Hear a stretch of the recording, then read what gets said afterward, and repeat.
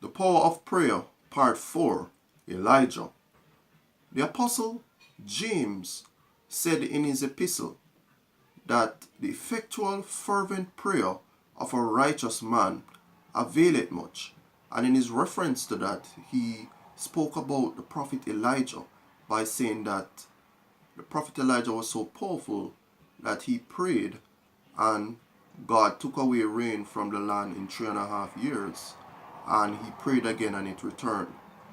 And it is of course relating to the famous story in the Bible of Elijah and King Ahab. And he was realizing that King Ahab, under the influence of his wife Jezebel, was allowing idol worship in Israel. And so a lot of the prophets of the time were being hid because they were being killed by the wicked Jezebel.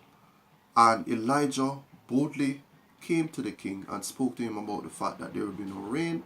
He prayed and no rain fell on the land for 3.5 years.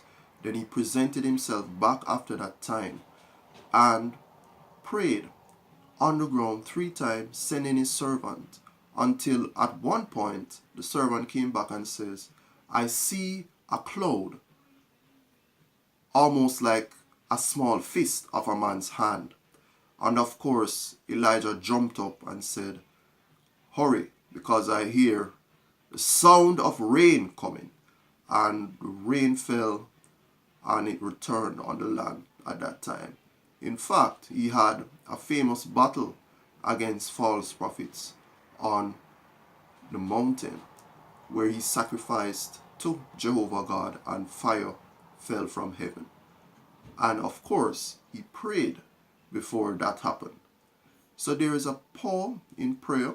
A man who prays or a woman who prays is very powerful because they have access to the one who can help them all the time, whether in their times of trouble or just during their normal life.